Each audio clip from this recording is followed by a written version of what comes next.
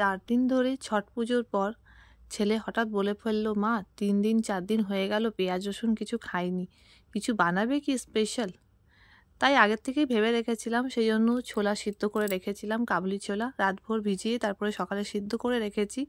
আর এই দেখতে পাচ্ছ সিদ্ধ ছোলা ভাজাটা, ছোলা সিদ্ধটার মধ্যে হালকা করে একটু কর্নফ্লোর মিক্স করে আমি এটাকে একদম ডিপ ফ্রাই করছি।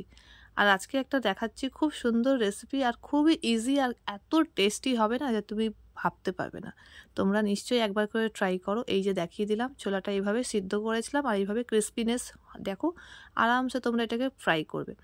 আর এই যে ডিপ ফ্রাই হলো, এরপর এটাকে আবার একবার আরেক কোট দিয়ে, মানে আবার এর উপরে একটু কর্নফ্লোর ছিটিয়ে এটাকে আবার থেকে ডিপ ফ্রাই করতে হবে, যেমনি দেখতে পাচ্ছ। ঠিক আছে, শর্টকাটে দেখাচ্ছি যাতে জলদি জলদি হয়ে যায়। আর এই হচ্ছে দুবার যখন তোমরা ডিপ ফ্রাই করবে, এরপরে হচ্ছে এই লুকটা এইভাবে আসবে। নেক্সট আমরা দেখাচ্ছি, দেখো পেঁয়াজ, ক্যাপসিকাম, গার্লিক আর লঙ্কা, এই 4টে জিনিসকে ফ্রাই করছি। একটু বড় বড় পেঁয়াজগুলো রাখবে যাতে একটু মুখে পড়ে আর একটুখানি টেস্টি লাগে, ভালো লাগে খেতে। ঠিক আছে, তাই একটু পেঁয়াজগুলোকে বড় বড় রেখেছি, ক্যাপসিকামগুলোকে একটু বড় বড় রেখেছি।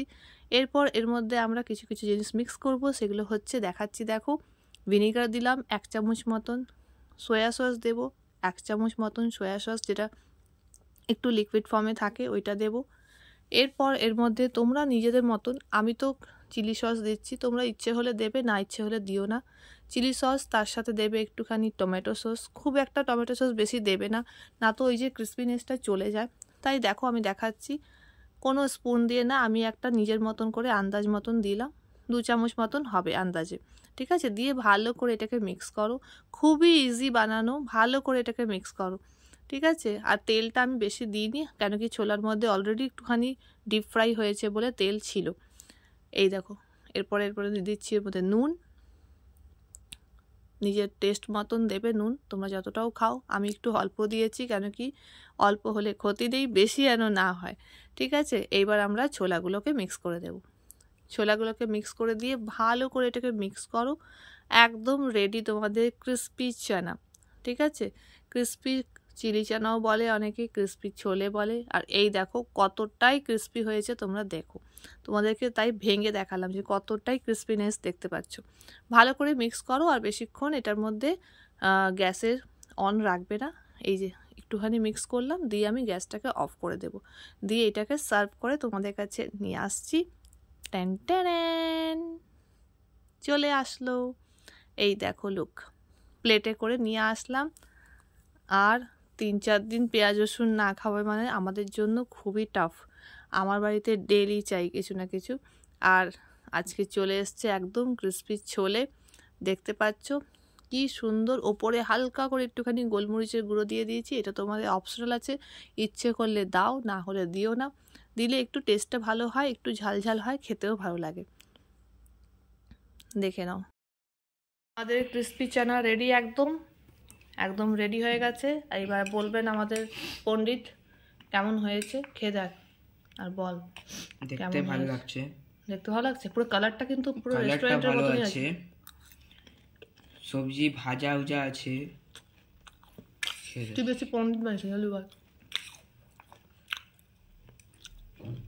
ক্রিস্পি আছে কিনা বল।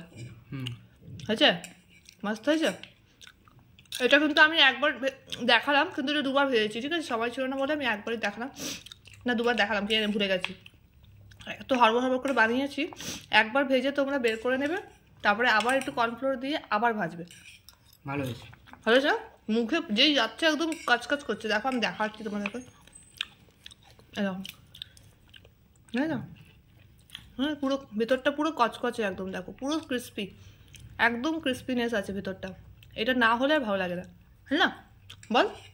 আর ক্যাপসিকামগুলোকেও বেশি ভাজিনি, কারণ কি এগুলো গোটা গোটা থাকলেই ভালো লাগে। এই যে দেখতে পাচ্ছ, এই যে এমনি গোটা গোটা থাকলেই ভালো লাগে, বেশি ভাজলে ভালো লাগে না। বল কত দিবি, 10-এ 8। কেন 8 কেন? একটা কাটলাম তেলের জন্য। তেল তো হবে ভাই, এত ডিপ ফ্রাই করলে তেল হবে, তাও তো দেখো তেল দেখাই যাচ্ছে না। এটা বাবু বেকার কথা, ঠিক আছে না? আরেকটা তেল কোথায়, মানে তেল দেখা যাচ্ছে, দেখো তোমরা, আমি পুরো এটাকে তেল সরিয়ে দিয়েছি, পুরো ডিপ ফ্রাই হয়েছে। আমি 2 টাইমস একদম ডিপ ফ্রাই হয়েছে। আরেকটা মাছ কাটলাম, কেন কি এটার মধ্যে আমার মেহনত ছিল, সবজি আর ওইটা। বাতাও, এটা কোনো লজিক হলো না। বানিয়েছি কেমন হয়েছে সেটার উপরে মার্কস ছিল। এটা তো বেকার, তেল নেই, দেখো একদমই তেল নেই। আর বলছে তেল আছে, কোথার থেকে তেল দেখতে পাচ্ছিস? সবাই তোমরা দেখে বলো তো তেল আছে কি নেই। তেল দেখাই যাচ্ছে না। ওবি 2 টাইমস ডিপ ফ্রাই করার পরে তেল নেই। এটা এটা এটা কোনো লজিক নেই। জাজ আমি এগুলো বদমাশি, এগুলো জেনে বুঝে বদমাশি করা, ঠিক আছে? এটা ও জেনে বুঝে আমাকে নাম্বার কাটছে, ঠিক আছে? তোর স্যান্ডউইচেরও আমি নাম্বার কেটে দেবো, দাঁড়া, তোর আমি 5 দেবো 10-এ। তুই দেখে নিস, আমি 10-এ 10 দিই, তো 5 দেবো 10 এবার। তাদেরকে রিভিউ দিচ্ছি, একদম পারফেক্ট হয়েছে। শুধু বদমাশি করছিল, এই যে বদমাশি, শুধু বদমাশি, ঠিক আছে?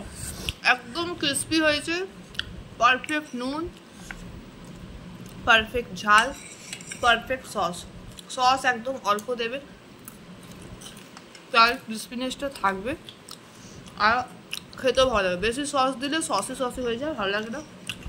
অল্প সস যেমনি দেখালাম, একদম অল্প সস দেবে, অল্প সয়া সস, একটু ভিনিগার, একটুখানি চিলি সস, ব্যাস, আর কিচ্ছু লাগবে না। আর উপর দিয়ে আমি একটুখানি ব্ল্যাক পেপার করে দিয়েছিলাম, ছিটিয়ে দিয়েছিলাম, ওর জন্য আরও মস্ত হয়েছে। একদম রেস্টুরেন্ট স্টাইল বানিয়েছি, অনেক ইজি বানানো। শুধু ঘরে ক্যাপসিকাম পেঁয়াজ তো থাকেই, সবার বাড়িতে ক্যাপসিকামটা না থাকলেও নিয়ে এসে বানাও, ট্রাই করো, খুব টেস্টি হয়েছে।